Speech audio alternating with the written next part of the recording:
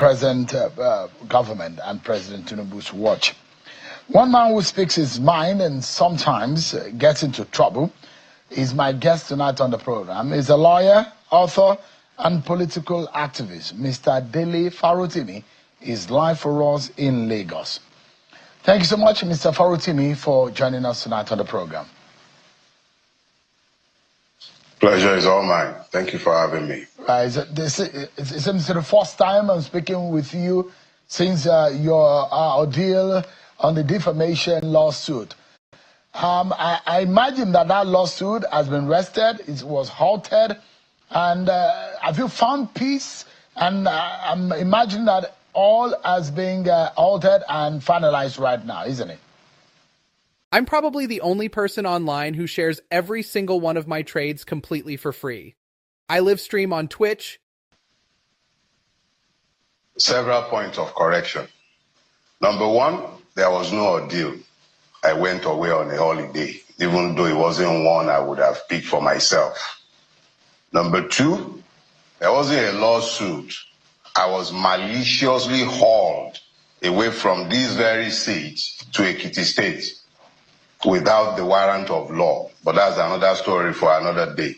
But as far as having peace, I'm completely at peace. There's nothing that makes you sleep better than a clear conscience. I'm fine, thank you. Have you made peace with the complainant? Oh, I was never at war with the complainant.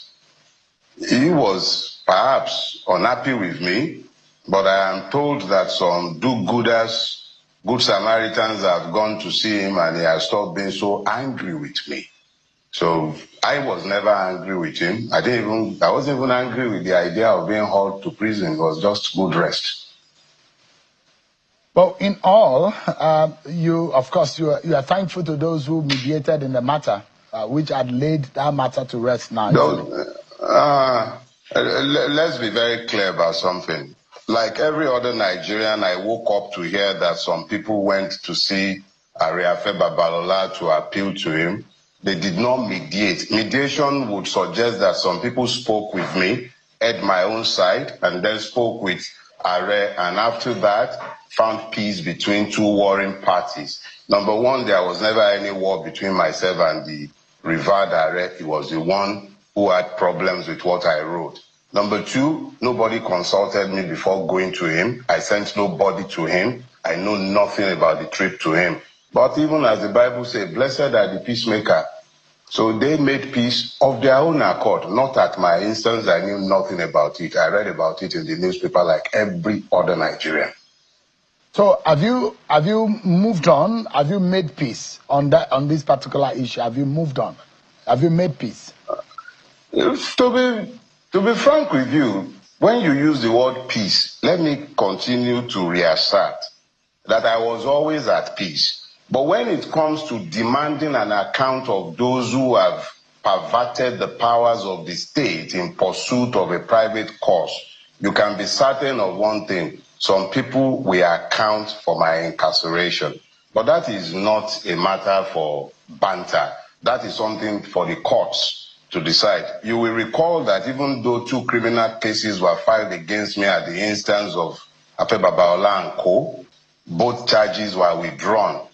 But there are still 4 civil suits filed across the country, one in Port Harcourt, one in Abuja, one in Ogun State, and one in Oyo State, filed by members of the same law offices, at the same law office. So even though the criminal suit has been withdrawn, the civil suits are there, and what I would elect to do in response to my incarceration is another ball game entirely, but you can take it to the bank. I will certainly be demanding an account from those who sent me to prison. So in clear terms, you are going to take up the Nigerian police who made your arrest and took you from Lagos to Ekiti. In this case, you are instituting a lawsuit against the Nigerian police. Is that right? You are the one inferring that. My lawyers will decide who and who are responsible, and they will then proceed to the court. I just know that somebody has to explain to me how I ended up in prison for a civil infraction at best. So insofar as it relates, whether it's the police that have to be sued, whether it's the magistrate who sent me to prison, whether it's the persons who wrote the petition, whether it's whoever, but somebody would explain. You see, in law, there is a Latin maxim. We say, ubi jus, ubi remedium. If there is a wrong, there must be a remedy. I went to prison. It is my contention that I was not sent to prison with the due process of law. It is my contention that impunity reigned in sending me to prison. It is my contention that the offense for which I was sent to prison is one that is unknown to law, either in Lagos where I reside or in Ekiti where I was abducted to. So if something like this has happened, it can only be expected that I will expect an account from those who have done this. You can take that for granted. Whether it's the police, whether it's private individuals, whether it's the magistrate himself, persons will render an account for locking me up in a prison cell. There must be a basis for it. 21 days of my life was taken from me. That's an entire lifetime. Some people don't live for 21 days. I was sent to prison through a process that purports to be lawful. I want that process to explain itself so that Nigerians would understand how our legal system functions. The Nigerian system generally. Look, Sheon, I am not new at this rodeo. I'm 57. That's several lifetimes. In a country like Nigeria, I've already lived beyond the expected lifespan of a man. I am not surprised by what happened to me. It has happened to multiple persons before me. If you pick up the book and you read through it, you'll see that even before I got into the body of the book itself, I made clear that I expected to be persecuted for the things I had to say. So nothing happened to me that I did not expect or anticipate.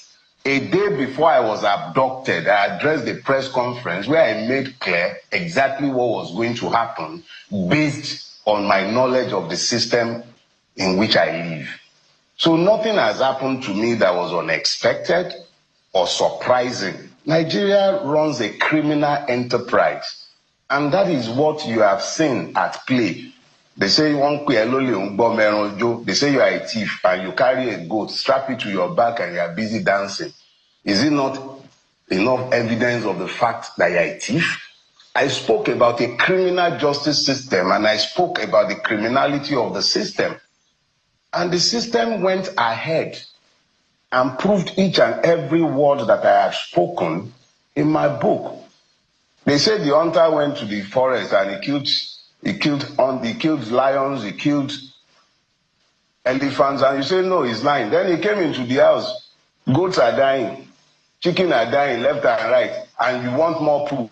I said the system is criminal, and the system proceeded to illustrate its criminality in full glare of the public. And you think I am overjoyed. The system proves me right. It illustrated everything I said, everything I claimed were done in hiding, were repeated right there in the glare of the public. So how could I be anything but happy that in my lifetime, for my very before, the system is busy proving me right? Mr. Farotimi, from the ground. Yeah, of course. Yes. By your name, if you are an Opele man, either the one that you are conscious of or the one your parents are conscious of. Yeah, and Farotimi, so that proverb suits you very perfectly. But, I mean, jokes apart, you have gone to court. This is the same court system that you don't believe in. Is that not contradictory or ironic? You see, you need to understand something, Sheon. I am a man who has weaponized my brain. I don't carry guns. I have no cordials. I have a weaponized brain. A legal system is necessarily required to be transparent. Every time I go to the Nigerian court, I'm actually trying the system. I'm placing the system on trial in front of the people. I want the system to dance azonto for the people. I enjoy having the system strip itself naked in the marketplace and prove each and everything that I say about it. People make up systems. I'm a Nigerian. I didn't come from Ghana. I'm not a saint. Not everybody in the judiciary are saints, but not everybody there are also sinners. And the beautiful thing about the law is that it requires transparency. I will place my case before the court. The court is split in two. There is a court of law, and then there is a court of public opinion. The people have eyes, they have ears, they have brains in their head. They know that 2 + 2 must equal 4 unless something is hiding somewhere. So each time I take a case before the court, I take it before the court conscious of the fact that the system is corrupt. It's not just the persons. I'm not talking persons. I'm talking about a system that is not designed to deliver justice. So that system that is not designed to deliver justice, I enjoy testing it, placing it on trial, putting it before the people and offering it the opportunity to either prove me right or prove me wrong. I'm not afraid to do that. It's the only thing left to me. If I'm not going to do that, I'm going to have to start carrying guns and cudgels, and I don't have the capacity to do that. But when it comes to using the law as an instrument of war against a debauched system, count me in every day of the week. It is up to them to decide whether they want to do justice or whether they want to make it business as usual. That is their call, not my own. My own is to test that system and offer them the opportunity to prove that they are capable of delivering justice or confirm that they are useless. It's their call. So you actually don't think, or you don't believe that the Nigerian court system has a capacity to deliver justice, but you are just trying to patronize it. So in the case that the lawsuit, it was just an exercise for fun, isn't it? No, you are the one who is describing it as an exercise for fun. The thing about the law is that 2 + 2 can equal 4 in law. It can be an exact science sometimes. Look, I assailed the Nigerian system, but I have never failed to test it. I have always used it in my wars against this system. I think it was in 2023, the Court of Appeal freed me in a charge that was pending over my head, where I had been convicted already, persecuted by the EFCC. It took the Court of Appeal, which I constantly assail, because if there's only one justice that is corrupt in a pool of 100, you have a corrupt judiciary already. But as bad as that judiciary is, I understand and I hold fervently to the belief that it remains the last hope of the common man. Whether he now lives up to that hope is another business entirely. But if I give up on believing in the capacity of the system, it would then mean that I have embraced anarchy.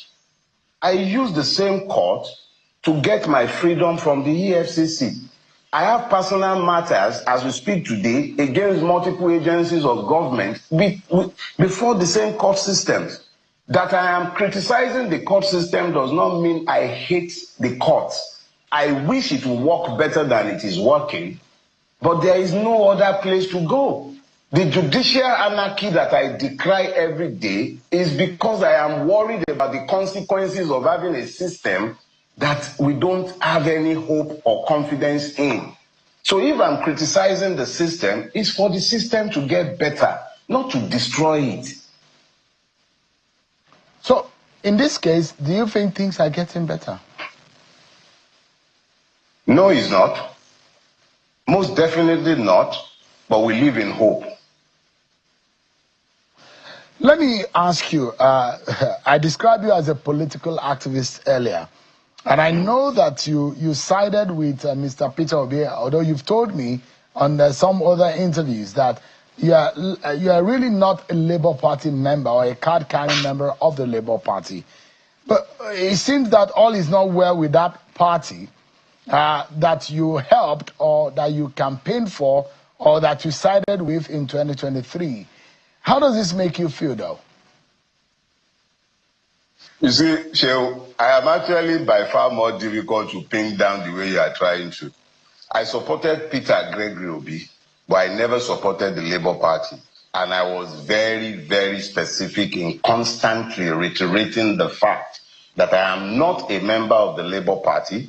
I support, or let me use the word, supported Peter Gregory Obi in 2023. The objective realities and the quality of the candidates on the ground conditioned my position. I am a member of a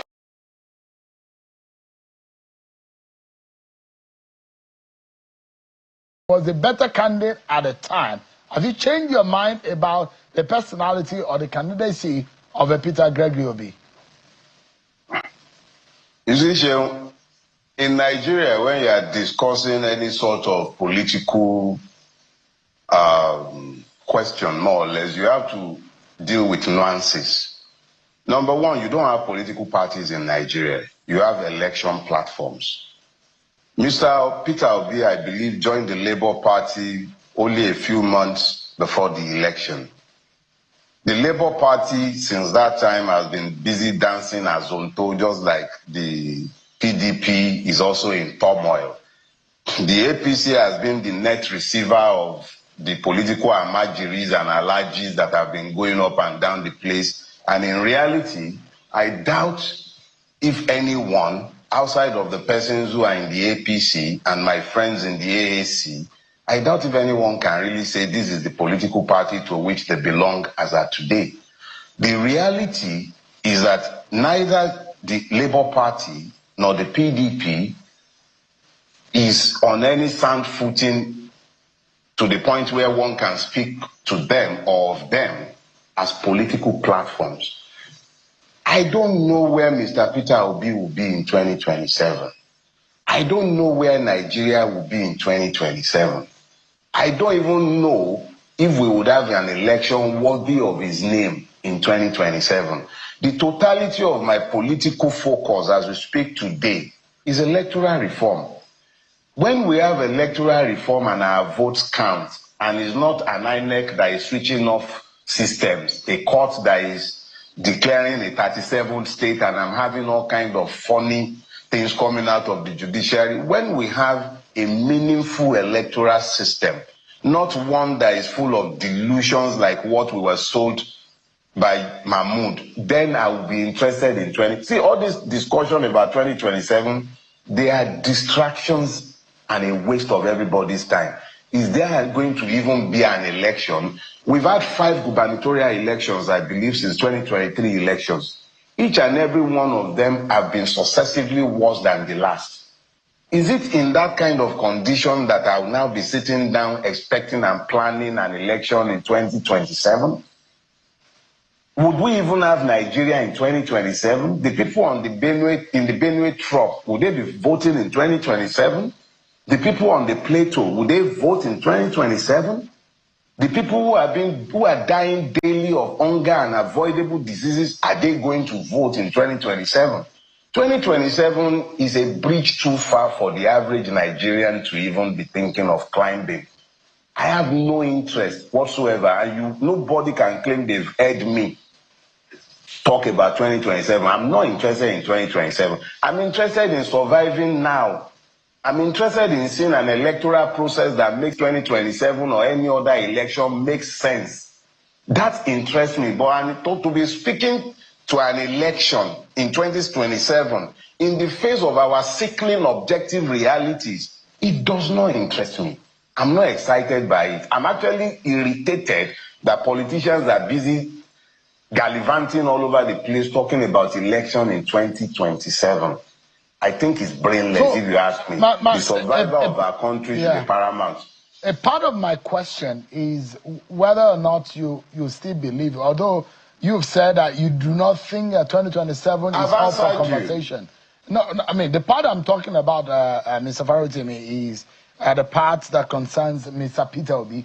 Whether you still think, because at the time, if you think it was the best thing if the elections we hold today, Don't worry, don't worry. If elections we hold today, remember, I don't do linguistic inexactitudes. If elections where our votes will count would hold today, I'll vote Peter Gregory Obi, unless somebody else comes into the race that I believe can do better. If it's still the same lineup as the last time, it is definitely Peter Obi that I'm voting. I would hope that he would be a little bolder with his policy platforms, but frankly speaking, in terms of capacity, in terms of integrity, there is nobody else that I would be supporting. Something drastic has to happen for me to decide that I'm not supporting Peter Obi. It might be that he teamed up with some objectionable persons that I cannot stomach, maybe because of some people that he might team up with, and that is a real possibility. But outside of that, if there is nobody else, who am I supposed to vote for Bulaba, or is it Atiku that will now queue behind in 2020 if there were to be an election today? But I actually think that our discussions of election today is actually a disservice to ourselves, because we really cannot speak in terms of an election in our current circumstances. I'm imagining that an election in the face. Yeah, that those who are defecting to the APC, and in their numbers, the girl of defection we saw in Delta said a whole state structure moved to the APC, and those in the APC will say this is a signal that the